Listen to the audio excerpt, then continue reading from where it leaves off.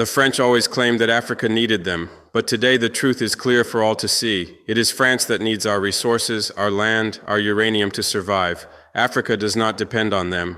In reality, it is France that depends on Africa.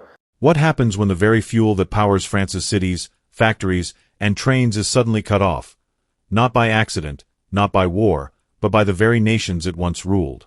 What happens when uranium, the invisible backbone of France's nuclear empire, stops flowing from the sands of Niger to the reactors of Europe? In August 2025, those questions stopped being hypothetical. Niger slammed the door on uranium exports, freezing shipments worth hundreds of millions of dollars and forcing Paris to confront a reality it had long denied. For decades, France projected itself as energy independent, immune from the instability of oil markets and Russian gas pipelines.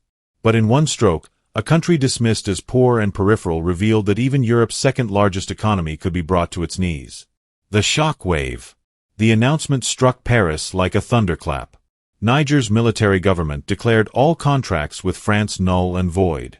Trucks loaded with uranium sat idle under the desert sun, guarded not by French security, but by Nigerian soldiers. For Uranium, France's state-owned nuclear giant, the loss was devastating. $200 million of uranium was stranded in Niger, and with it, decades of French dominance in West Africa began to unravel. In Paris, panic spread quickly.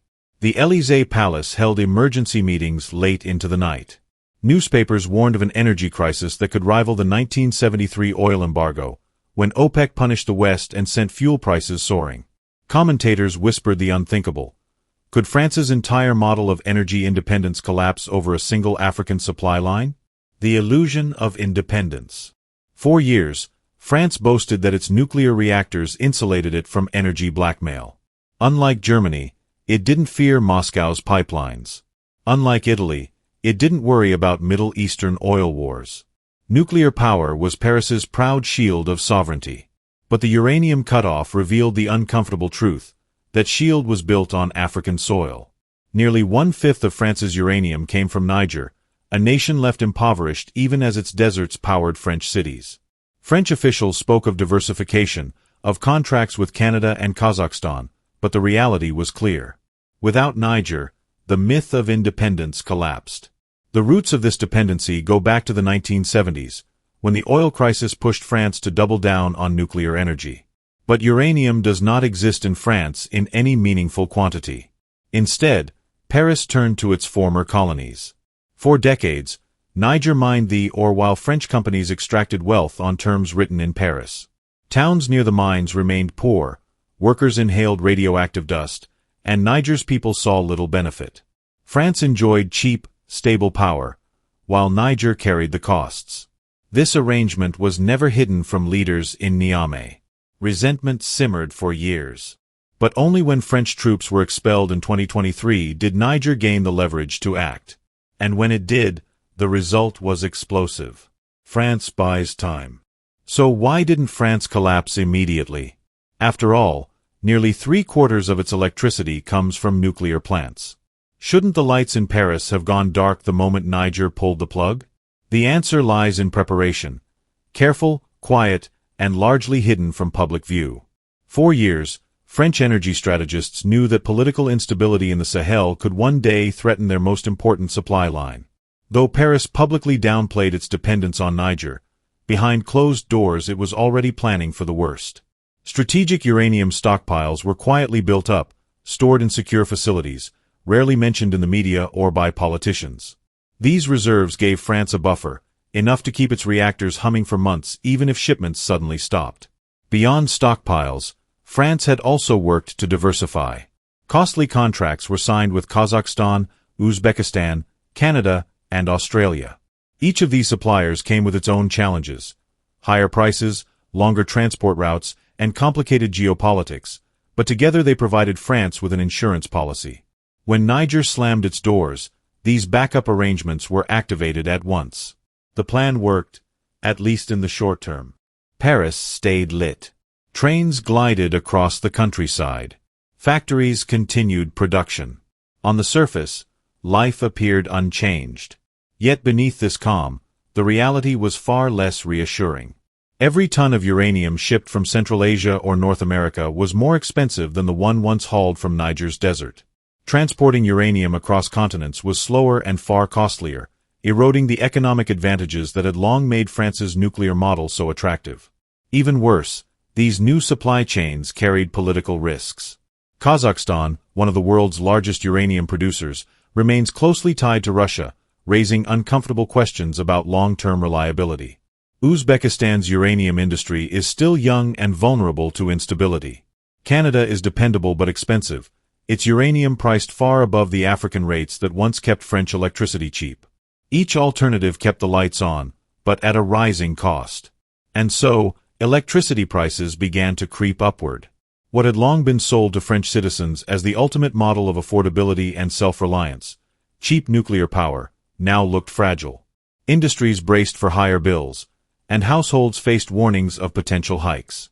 France had avoided an immediate blackout, but only by exposing a deeper truth. Its survival came not from strength, but from costly stopgaps. The myth of invulnerability had been shattered. A turning point for Africa. While France scrambled, Africa celebrated. In Niamey, Ouagadougou, and Bamako, the uranium standoff was hailed as a moment of sovereignty. For the first time in decades, it was not Africa bending to Europe's demands. It was Europe scrambling to adjust to Africa's decisions. Niger's bold move was more than an economic decision. It was symbolic. For generations, Africa's resources flowed north under contracts that favored Europe. Gold, oil, cocoa, uranium, extracted cheaply, leaving African nations in poverty. But now, Niger had flipped the script. France needed Africa more than Africa needed France. Leaders across the continent seized the moment. Burkina Faso's Ibrahim Traoré framed the crisis as proof of his declaration: France needs Africa, not Africa needs France. Mali considered revisiting gold contracts. Guinea hinted at renegotiating bauxite exports. Suddenly, a wave of resource nationalism swept across the Sahel, with Africa discovering the leverage it had long been denied. The global dimension. The uranium crisis quickly spilled beyond France and Niger. Russia and China saw opportunity. Both nations, eager to counter Western dominance, offered Niger partnerships on friendlier terms. Suddenly, Niamey had choices. Where once Paris was the default customer, now multiple suitors knocked at the door. This is not just about uranium. It is about multipolarity. Africa, long trapped in dependency on Europe, now experiments with a new diplomacy where no single power can dictate terms. The symbolism is staggering, a former colony telling a nuclear-armed UN Security Council member that its strength was borrowed, not inherent. For Europe, the humiliation was profound. The image of Africa as weak and dependent crumbled. Instead, it was Paris that looked vulnerable, Paris that scrambled, Paris that feared the lights might dim. The new age. But this new leverage comes with risks. Uranium revenues must be invested in schools, hospitals, and infrastructure, not lost to corruption. New partners like Russia or China could repeat old patterns of exploitation if African governments fail to remain vigilant. Yet even with these risks, the symbolic victory is undeniable. A single decision by Niger shook Europe's confidence and redefined Africa's role in global politics. What was once dismissed as the periphery now holds the power to disrupt the core. The uranium crisis exposed more than France's dependency. It revealed the collapse of a narrative. For half a century, Paris presented itself as self-reliant. In reality, it was propped up by African resources that could be revoked at any moment. And so, an empire's shadow fades. France may keep its reactors humming for now, but its grip on Africa is broken. What began as a standoff over uranium has become a symbol of something larger: the end of Europe's monopoly and the dawn of Africa's sovereignty. France needs Africa. Not Africa needs France. Once a provocation, now the definition of a new age. Perhaps even the beginning of an African century, where sovereignty and pride are no longer negotiable.